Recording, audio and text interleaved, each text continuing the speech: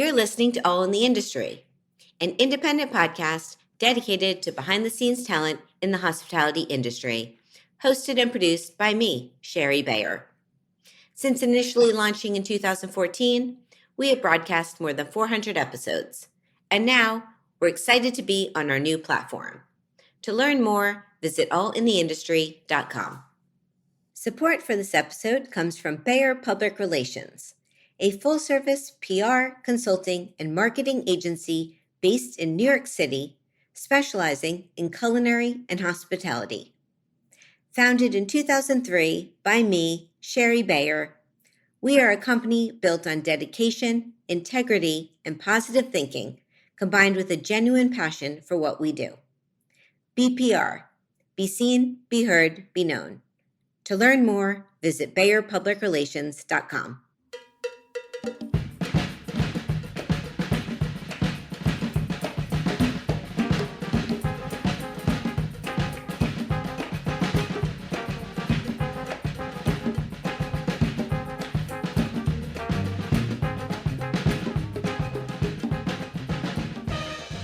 Well, hello, welcome to All in the Industry.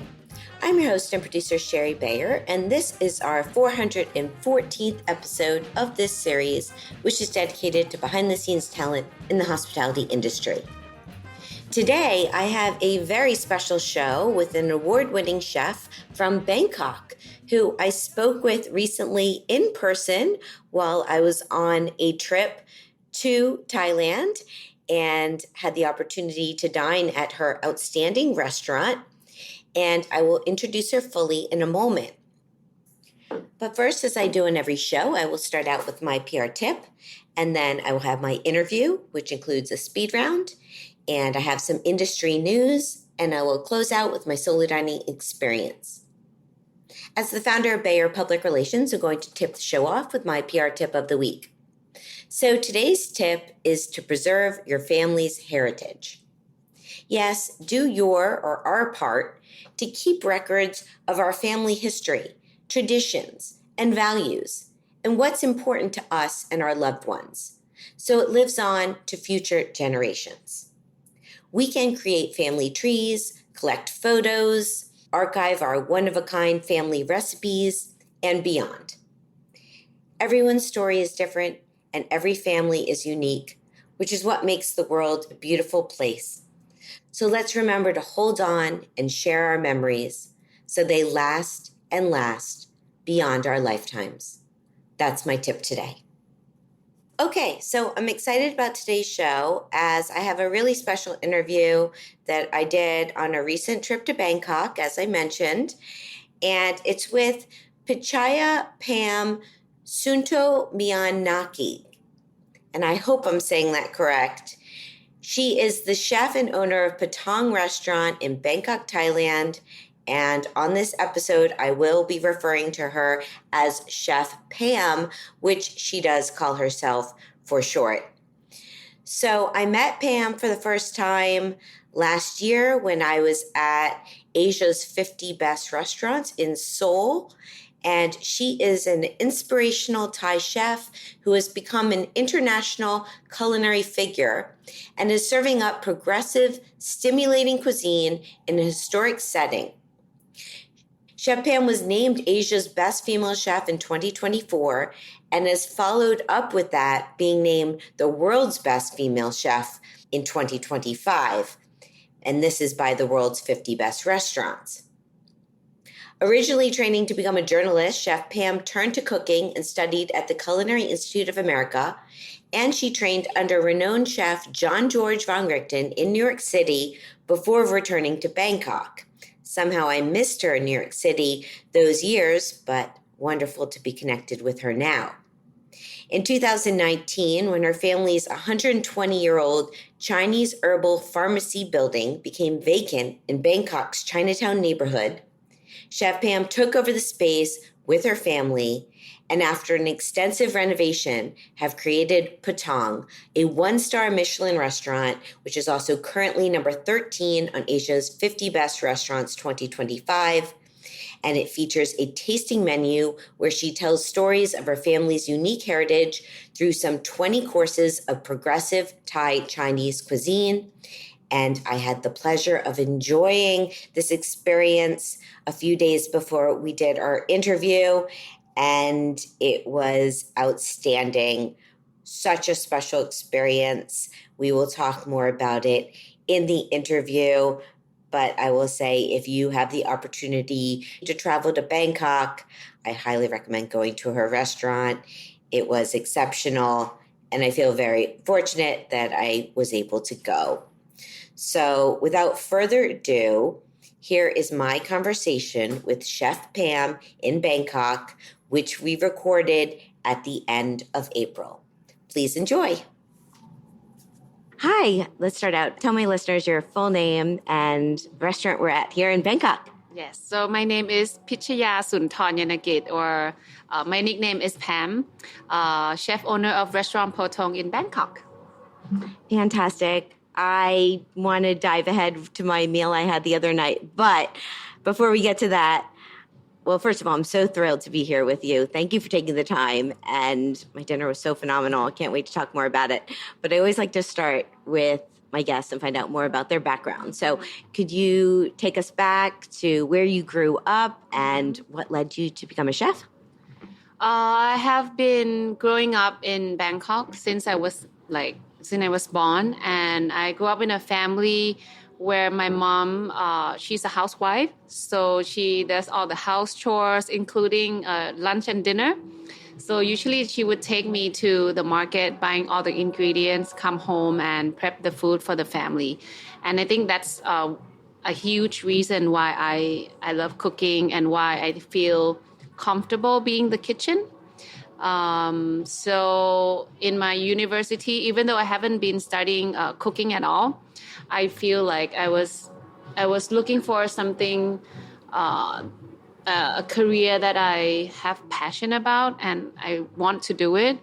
And I talked to myself, I talked to my mom, like, what should I do?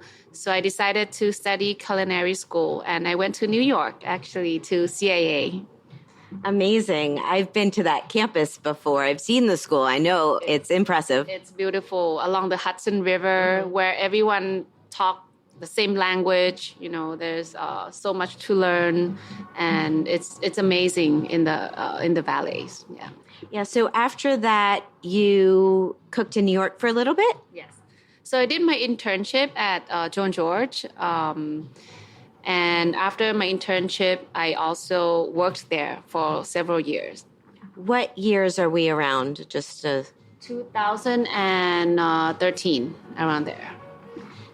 More than 10 years ago. Yeah, well, I live near John George, so I definitely walked by the restaurant many times when you were there, maybe walked by you in the street, maybe even dined there when you were cooking. Maybe I was cooking some vegetables or something for you, yeah. Yeah, so what's something you learned from working there, from John George, or something about John George we might not know? I think his cuisine has a huge impact on what I do today. At that time, I didn't realize that, you know, French and Asian ingredients can infuse in a way that he does it. I remember my first day when I worked there, I know that he served French, right? But when I walk into his walk-in in the fridge, I can see ingredients that I'm very familiar, like galango, chilies, lemongrass. But he used in a way that I have never thought of it can be done like that. So it gives me a wider perspective of how I can use Asian ingredient in my cuisine later on. Yeah. Yes, I could see that. Makes sense to me. Yeah, he's an incredible chef in person. I've gotten to know him a little bit over the past few years. He's a part of my Chef Wise book, and I've done some interviews with him. So that's a wonderful experience. So you were there for several years. Several years, yes. I started off at Nicotine, a restaurant next to John George. And I love it too because Nicotine is very, fast, but very delicious, fresh food, and very, punch of flavors. I did that for a little bit, and then I got promoted to become like Komi at John George. I worked my way up there, and I just enjoy the adrenaline and the pursuit for perfection of that kitchen. And it's just the fast pace of the kitchen that made me love about being there somehow. Yeah. So, what happened after John George? You decided to move back? After several years, I decided to move back because my family is here. I miss my family, and I did a gap year, so I travel a little bit. So after I come back from New York, I travel for a year, and then I did start off my first project, which is more like a Western New American cuisine, serving in a private house. Oh, okay. Here in Bangkok. Here in Bangkok, yeah. I started off very, Western cuisine at the beginning. Okay, and then talk a little about, we're here at Potong. So when did the idea of doing a restaurant like Potong come about? I mean, I imagine, having now dined here, that it wasn't something you just thought of overnight, but there was a lot of thought put into this restaurant. Actually, Potong is my third restaurant, and it came by, not a coincidence, but it came by luck because Potong used to be rented to someone else. And in 2019, the tenant left. But the building belongs to my family all along. So when the tenant left, me and my parents with my husband and my grandfather, who owns the building, take us here and, walk me through the building, because I never lived here. So when I up in the rooftop, I felt like if I can turn this building into a restaurant, how cool it would be. Like, the location is very unique. It's in the middle of nowhere. It's very busy, and the building itself is very historical and personal to me. So if I want to open a restaurant of what I want to, like a restaurant of my dream, it must be here. So that's where Potong started. Yeah, well, the space being that it was your great-grandparents. Great-great-grandparents in the middle of Chinatown. Yes. It's so special. I mean, I don't even think words can describe it, even though I feel like you do a very nice job at telling the story, or as a diner coming in and giving us even materials to read about the history. But you want to explain a little about what this space was, how it was used before, and then how you've transformed it? So this building was built 120 years ago, and it was built by my great-great-grandfather, who's migrated from China. He came by boat, and he did many jobs. He didn't have any money, and one day he got into Chinese medicine, and it's very popular. So he have a bit of money to build a house and a factory, which is here. So this building used to be a Chinese pharmacy storefront on the first floor. Second floor used to be like a factory, small factory back then. And then third floor up, where we are sitting right now, is where he works. It's like an office for him. Out there is a kitchen, and then fourth floor up is a bedroom. So it's like a living space, a home, and where he's working too. With a 2-person elevator. Yes. Actually, there's no elevator yet. I put it in when Oh, you put it in. Well, yeah, I was thinking that would have been probably ahead of the times, but they've been using the stairs. So the stairs are pretty unique as well. I got to use the stairs. I got to use the elevator too. Yeah, I mean, this space is just incredible, but it's five floors, right? 5 floors. And from dining here, we really got to experience almost every level. Every levels. I mean, that's we want the guests to really understand how this building really connects to the food and connects to me. It's very personal, and I don't think there's a way of showing or telling them how personal it is to me until they have been going through to all the levels. I mean, Potong is a very small building. It looks big, but it's actually very small. But for me, it creates that intimacy, and also humble and welcoming to the guests. That this used to be just a home. and now they're in my home. So I want to show them every floors of my home and how it connects to the food they are about to eat.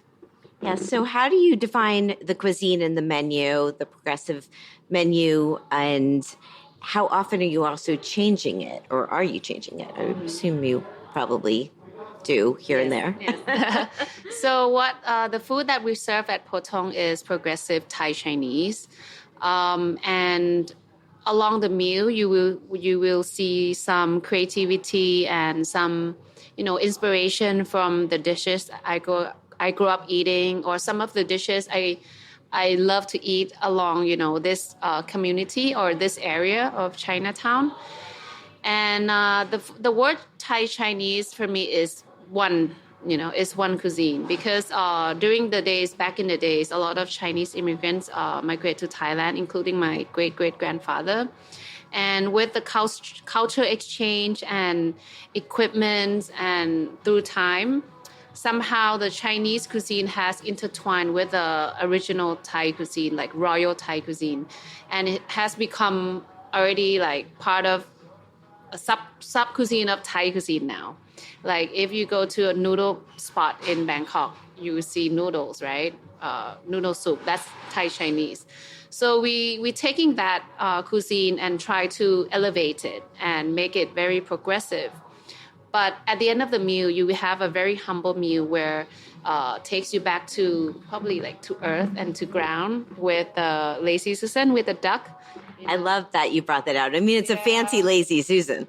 Yes, but the feeling that I want the guests to feel is, like home, sharing, and with a pot of rice. Thai people love rice. So yeah, the menu, the whole dinner was fantastic. And I did the non-alcoholic pairing. I have to say, it was one of the best non-alcoholic pairings I've ever had. I mean, it was so thoughtful, original, very, very special. Is that you're doing with your team? How does that come about, the non-alcoholic? So the non-alcoholic pairing has been has gone through a long process of feedback, because from the first day we opened, we didn't have, and then maybe 6 months after that, we did a very, very simple non-alcoholic beverage.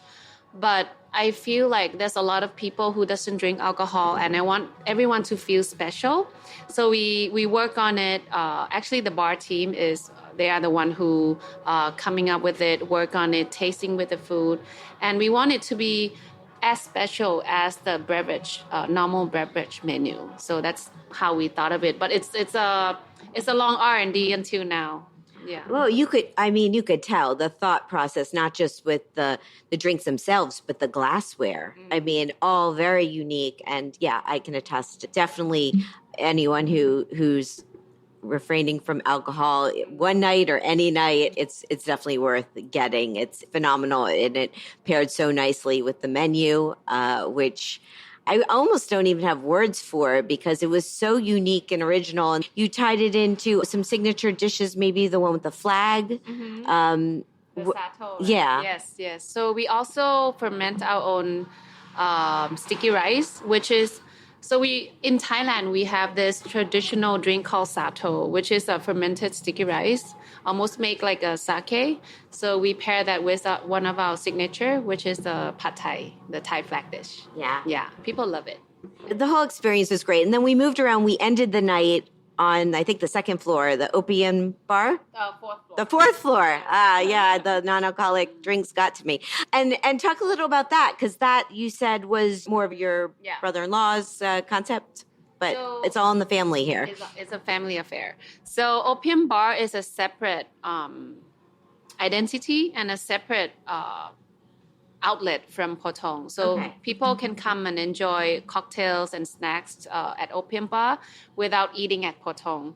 So actually my sister-in-law and my brother-in-law, Toon and KK, they are the one who responsible for Opium and La Copita. We went to La Copita too. We had a great night. Yes. And La Copita just opened. We just opened 2 weeks ago. Yeah, it's a very intimate, super small space where people don't get to sit down so they can mingle and share stories and cheers. It's just a fun vibe. It's different from opium. Yeah, it's phenomenal. And just being here in Bangkok in the middle of Chinatown, and also now coming here now and seeing it during the day versus at night. At night, it's pretty quiet in the streets. Right now, there's a lot happening. Yeah, I mean, that's what I love about this area in Chinatown. You can get like so many different vibes during the day and at night. At night, there's like no one, right? It's very dark, very quiet. But during the day, it's like upside down. It's very busy. A lot of cars, tuk-tuk, motorcycles, a lot of deliveries. So it's that vibe that I love. It's like you don't get bored of it at all. Yeah, no, I can see that. So I was at Asia's 50 Best last year in 2024 in Seoul, and saw you there, briefly said hi, got a quick photo with you. And you were titled that year Asia's Best Female Chef. So how did that impact you, or what does that mean to you? Because now, a year later, the world's 50 Best has given you the title of the world's Best Female Chef. And all of that is just incredible, and what an honor. And having now met you and dined to your restaurant, I'm like, so well deserved, and congratulations. I mean, it's a big deal. It is. I mean, I couldn't believe it at first. I feel like there's so many talented and great female chefs around the world, for sure. Everyone knows that. But I think something is about timing, and it's about opportunities. It's about luck as well. So I'm very fortunate that, I'm given the opportunity to win this title. And it's a very inspiration for the team also, and a big motivation for the chefs working in my small kitchen, because 80% of them are female and they're very passionate. So I hope to inspire them that they can see the future of female in this industry. Yeah, congratulations. It's really awesome. And yes, to inspire other people. It's very inspiring. And has it changed anything, or are reservations pretty much impossible to get here? Except if you know people, which I'm lucky to know. I mean, this space is very small, so it's full very easily. We have only 35 seats per day. And with the title, for sure, a lot of people, the reservation is increasing because of that. But we want to maintain and accommodate everyone and maintain the standards. And I always, my mom always tell me that always take every opportunity you're given, even how big it is or how small it is, because sometimes someday all those opportunities doesn't run to you anymore. So what I can do now, I'll do my best. I'll take every reservation that comes in. I try to accommodate everyone. So yeah, I'm just thankful just to be here and to welcome people to our very small home in the middle of Chinatown. Yeah, well, I feel very lucky that I got to dine here and meet you and experience your restaurant. And I hope to come back at some point, because it was really so amazing, so unique, and just as an experience. It's not just about the food or the drinks. It's just the storytelling and the history of the space we're at. I mean, it's extremely special. But it was fortune cookie. I picked a good one. I'm trying to think what was my fortune. It's something like, some people pursue happiness and you create it. Yes, see? I was like, oh, I'll take that. You do. Aw, thank you. You're a very sweet person, and I'm feels such a pleasure to have you here. Aw, thank you. I don't know. I was like, oh, that's a nice one. I mean, there's so many little touches throughout the evening, and that was one of them. Certainly a highlight, and the whole meal. So I need to let you go, but before I do, okay. Well, also I want to jump back, because you said before you opened here, you had other restaurants. They were in Bangkok? Yes. The first one I told you is the Western fine dining. The other one is very American barbecue. Okay.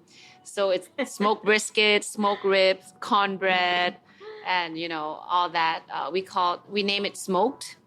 And now we have 4 outlets. Oh. Yeah. In the mall. It's very casual, grab and go, or you can sit down there to eat at the food court with a tray, It's something that I love eating when I was in the States. And it started off that I miss it. So I try to make it home and I fail. And that makes me really want to succeed on it. So I test with a smoked brisket, and it's very difficult to really get the hang of it. So once I got the hang of it, I decided, why not open a small, outlet?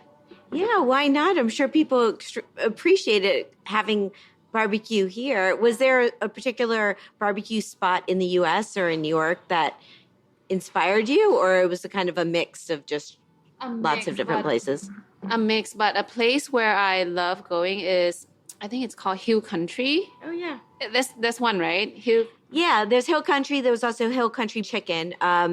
Hill Country. Hill Country, where we go, and there's a counter, and you just choose how many grams of meat you want, and then vegetables. It's just like they scoop it on at a tray, and then you just go eat. I just love that vibe of it's very intimate, very homey, and the beef was amazing. And also, pastrami from Katz. Oh, yeah. That one I cannot miss. I mean, it's one of a kind. And I was just talking to Katz's the other day. I mean, it's an institution and people line up. And I think people are lining up nowadays in New York for lots of things. We have lots of lines, but that one I think will always have a line, and I see why. Yeah. I love that place. I remember it's a unique place because it's not a restaurant where you go sit and order, right? You just go in, and you have to go fast as well because you feel like, there's people behind you, and the pastrami is just, they give like a big stack, but you don't feel it's too much, at one bite. So I love it. Yeah, I like how they give you little tastes too when you go up there. Yes. But I feel like I have to go fast all the time because a lot of people are waiting. Yeah. No, I know. There's a demand, but well, that's cool. Well, next time I'm in Bangkok, I'll have to check out your barbecue spot. And how do you manage your time? I mean, what's a typical day in the life when you're not traveling to award ceremonies?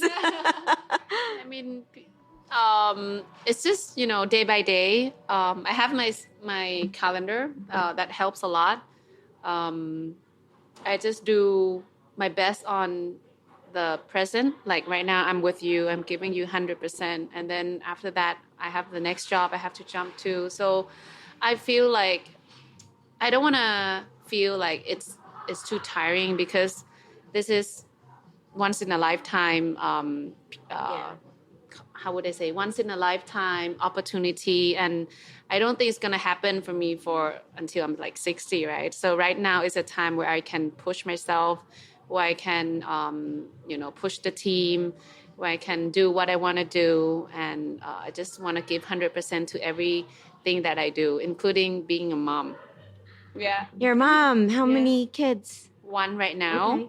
She's almost 5 years old. Yes. I'm planning to have another one this year, but let's see. Okay. Well, that's one thing. I don't have kids. I don't know the balance of managing that, but you're obviously doing it. We got a smile on your face. I'm somehow managed to juggle around, but it's difficult, but it's possible. Yeah. Yeah.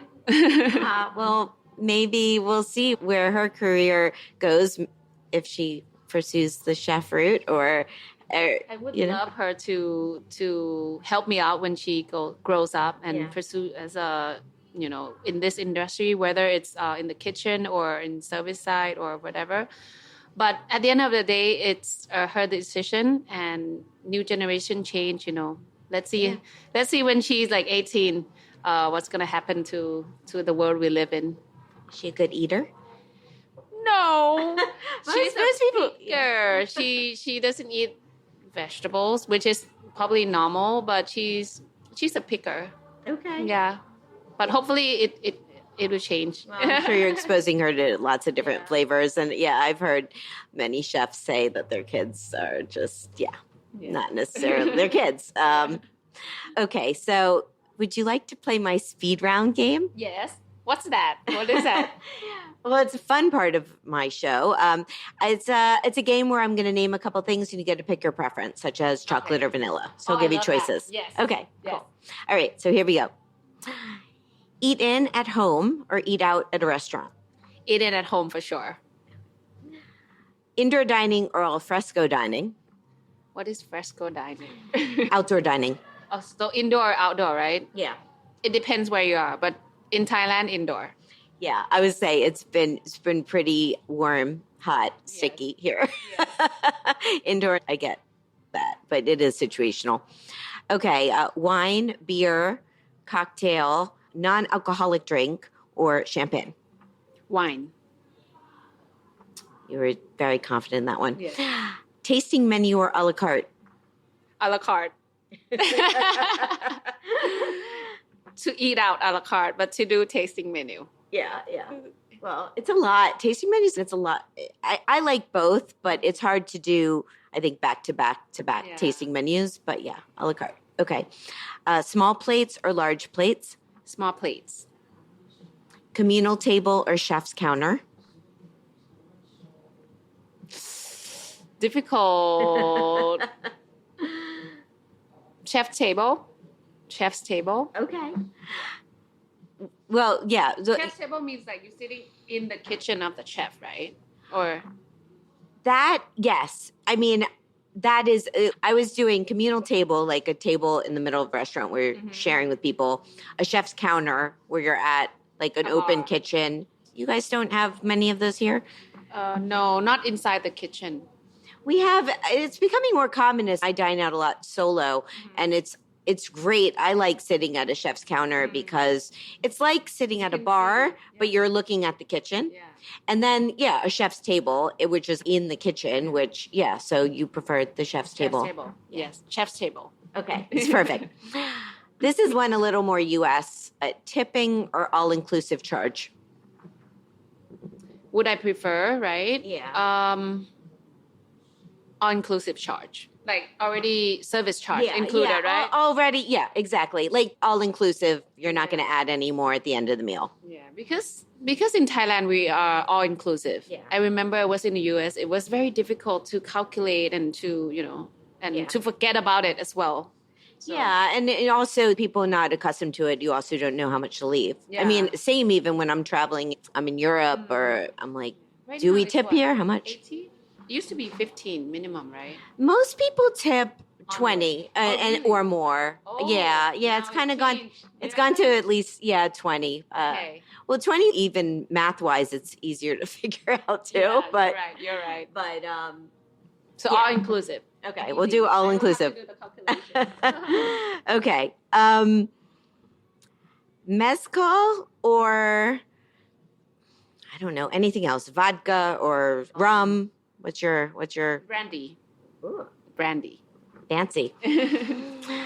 Mangoes or durian? Mangoes or durian? Mangoes. I'm not a big fan of durian. I mean, I don't hate it, but I don't love it. But I love mango. There was someone outside our hotel, heard a little cart the other night, and he was selling durian. And I was tempted to get it. But the last time I was here in Bangkok, I was here 10 years ago. So this is my second time. I was with some friends, and we got durian. The smell, I could not deal with the smell, but I really liked the taste. So, but I was afraid to get it and bring it back to my room because of the smell. Don't do that. It's going to stick to your clothes and everything. It's going to ferment in your bedroom too. I didn't, but I did get mango, and I did get your mango sticky rice. And I'm with you on mango. The mango here has been exceptional.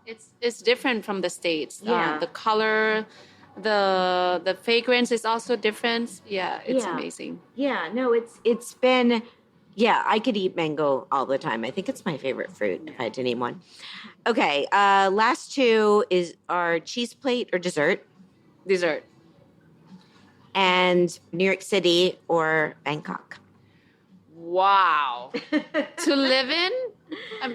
Well, it could be defined however you want. Yeah, I mean, Bangkok to live in for sure because my family is here. But if I have to choose another city that I can live out of Bangkok, the only one I would choose is New York because of the energy, The food there, the restaurant, the diversity. It's like my second home. So it was very difficult for me to choose. Yeah. Yeah.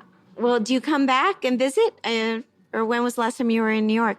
I did visit last year, but for like 3 days in New York. It doesn't count. So I'm looking forward to be there, spend more time, like at least 2 weeks there. So to explore new things. I haven't been back for 10 years already. Yeah. Well, come back. We can go restaurant hopping. We can go try a new barbecue spot, Yes. maybe get some inspiration.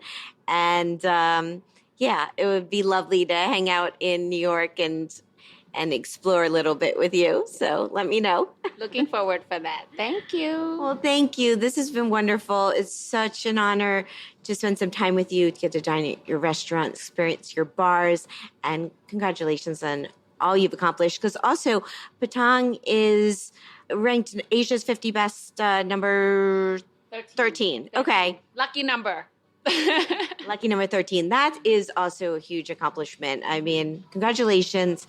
This is such a special venue, and the way your whole team is in welcoming people, it's really phenomenal. So I hope more people can get here and experience it. And I look forward to seeing you. I'm planning to be in Italy soon. So if you're going to be there, I will see you there. I will see you there for sure. Thank you so much for coming to Bangkok and to Potong, and hope to welcome you back again somehow next year, maybe. Yes. Well, I hope so. And congratulations. Thank you. Thank you. Bye. Bye. Bye. Welcome back to All in the Industry. I'm your host and producer, Sherry Bayer, and I hope you enjoyed my interview with Chef Pam at her restaurant Potong in Bangkok, Thailand.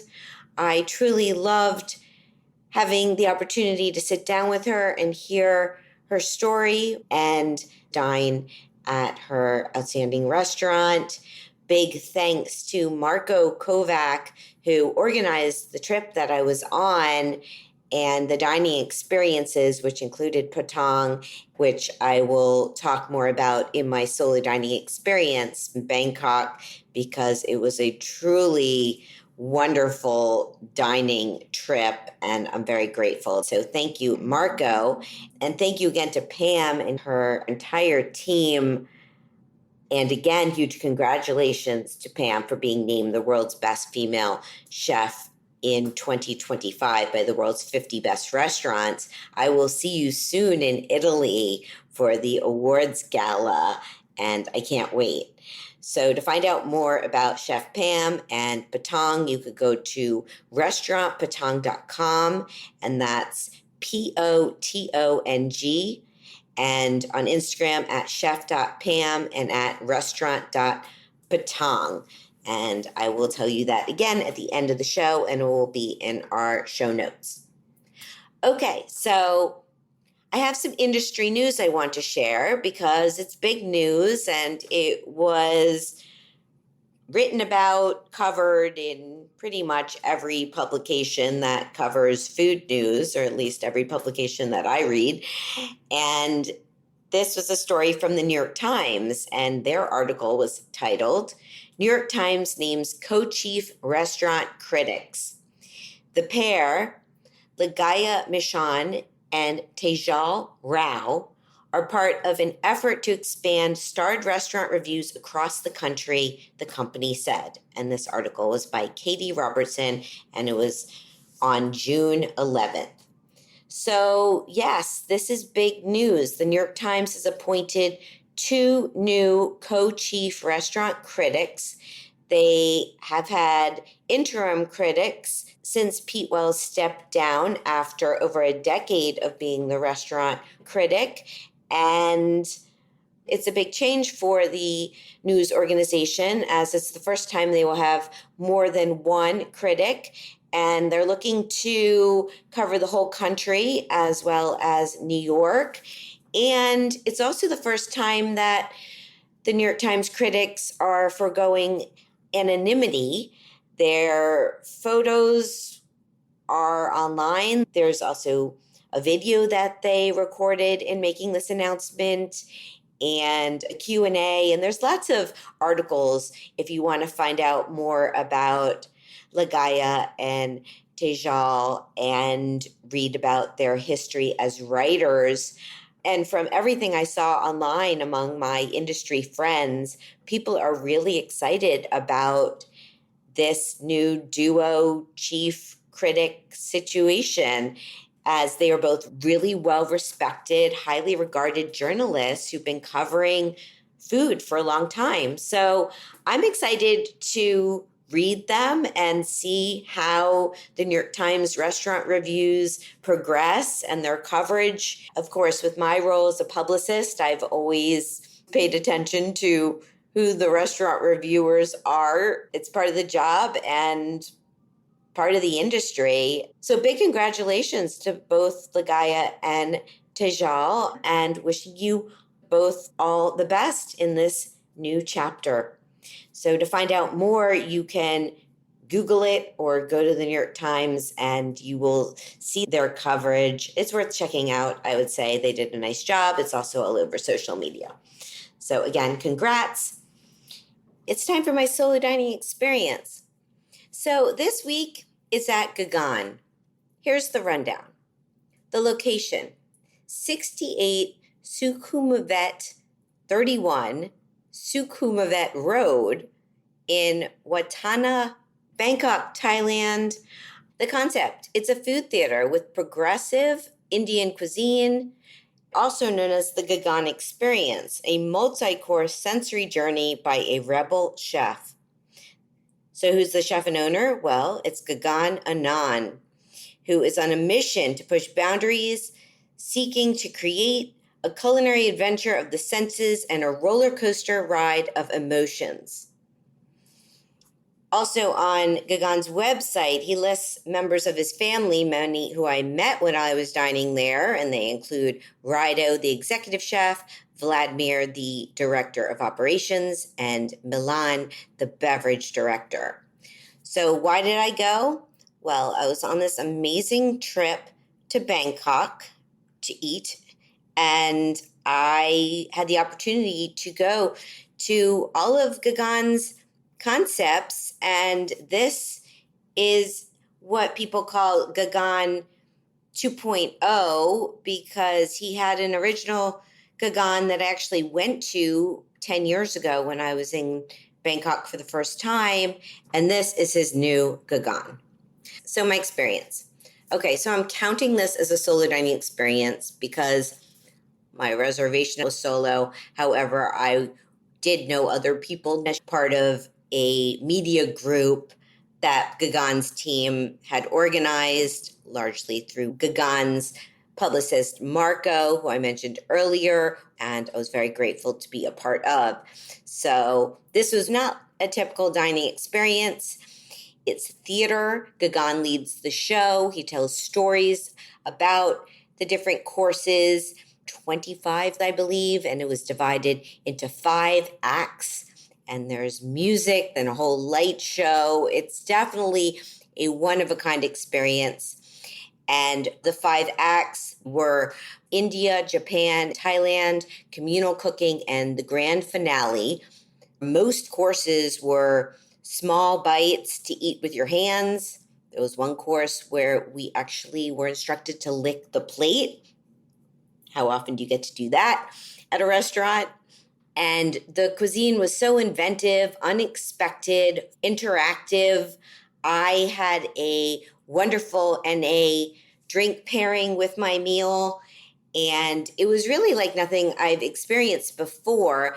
There was one of the acts where they have a disco ball, and we and the chefs were singing and maybe a little dancing. I described it as karaoke, and it was really fun. And after dinner, which was a long dinner, we were there for several hours, we went down the block with the chefs and had a post-dinner with them. I mean, they ate, we kind of hung out, but something extra came from that, where I was sitting next to a young female chef that was a part of the team, and we were chatting, and I mentioned my book and that Gagan is a part of it.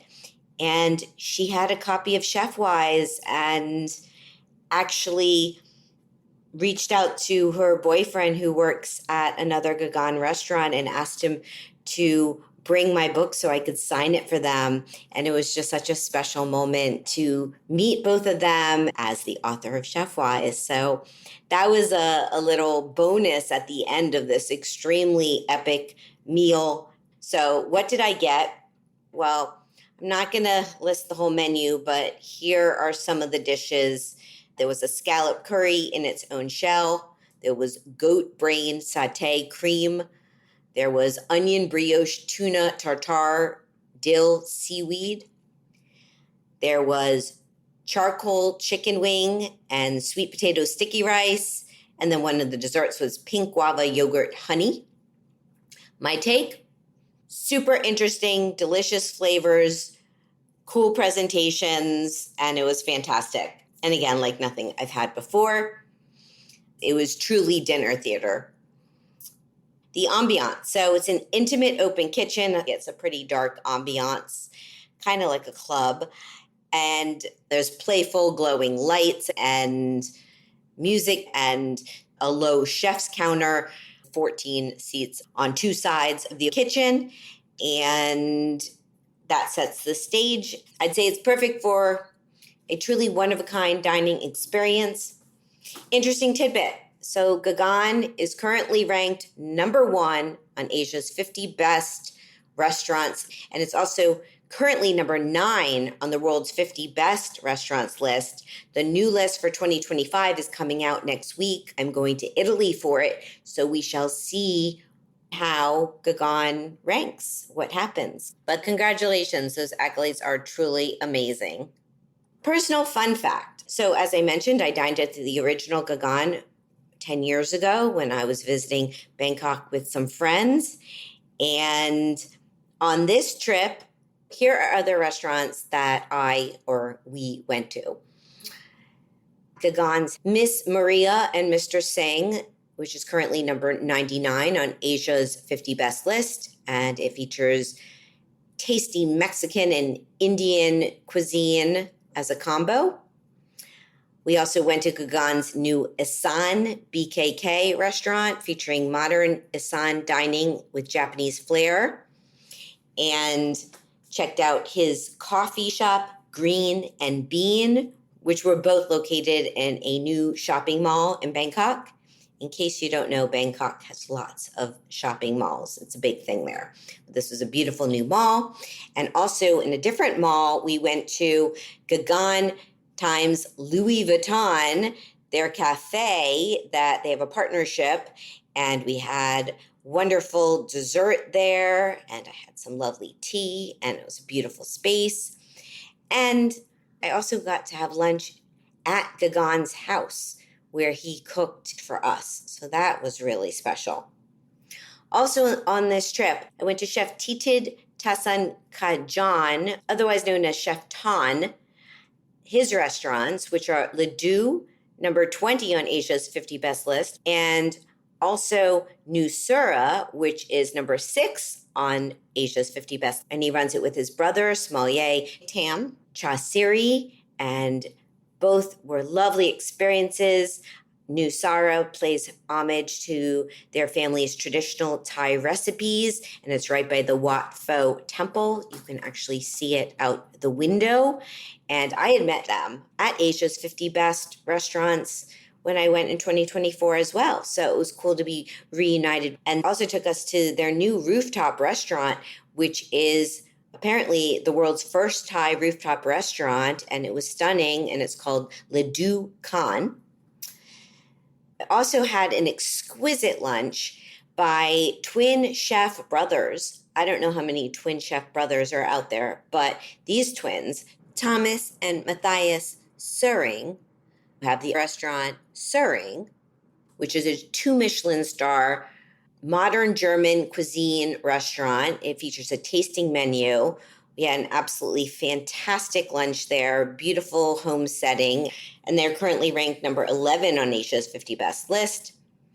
Also, as you know, I went to Chef Pam's Potong, which has a Michelin star and is ranked number 13 on Asia's 50 best list, and also to OPM Cocktail Bar, which is in the same building, and that's ranked number 73 on Asia's best bars. And also to Chef Pam's new agave bar, which was around the corner, called La Copita. That was super fun.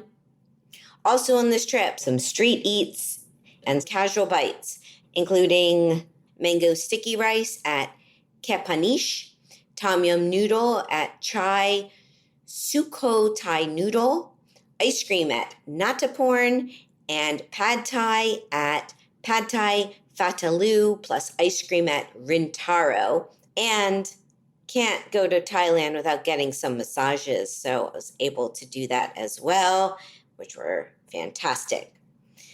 I think that's everything. If I missed something, my apologies. Big thanks to Gagan, his team, to Marco Kovac, to all of the chefs who welcomed us. Greatly appreciate your hospitality and loved your restaurants. Thank you so much. And all of my dining companions from near and far. I made some new food friends. Okay, so the cost of the meal, I was comped as a guest, which I'm truly grateful for. Just so you know, for reference, the meal was 16,000 THB, which is Thai baht. And that is all inclusive with wine pairing or non-alcoholic pairing, plus a 10% gratuity and 7% tax. And all of that is about $500 US.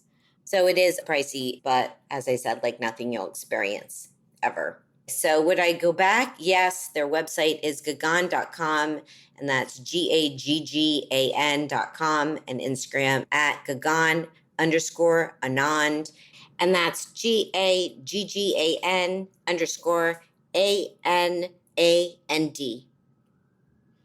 So thank you, Gaggan, Rebel Chef, and your entire team. What an extraordinary experience, and congratulations on all that you have accomplished. I can't wait to see what you do next or continue to do, because I know there will be a next. And I am just happy to get to experience the joy you're bringing to the world. So thank you. And that's the show. Thank you so much for tuning in.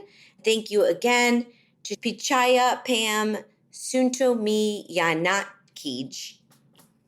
My apologies again. I'm sure I'm not saying that right, but I appreciate you, and I appreciate the short version of your name, Pam. Her restaurant is Potong, Potong, in Bangkok, Thailand. Her website is restaurantpotong.com, and at Chef Pam and at restaurant.potong on Instagram.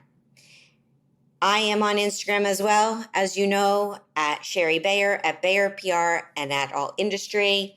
You can follow me there, and you can also check out my YouTube channel and Facebook page, All in the Industry. You can find all of our shows wherever you listen to your podcasts, Apple Podcasts, Spotify.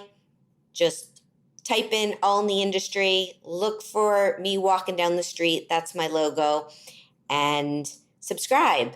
And if you get a chance, leave us a rating or a review. It will help more people find the show. And also you can go to allintheindustry.com and find all of our shows from when we started in 2014. Been at this a long time, and grateful to all of our loyal listeners who've been tuning in all of these years, and all of our guests. Check out my other websites, BayerPublicRelations.com and SherryBayer.com, and my book, Chefwise, Life Lessons from Leading Chefs Around the World by Fiden, which, yes, Gaggan is a part of. Many thanks to my engineer, Armin Spendagian. I am your host and producer, Sherry Bayer. I will be back soon with a new show. Hope you'll tune in then. And thank you as always for being part of All in the Industry. Bye.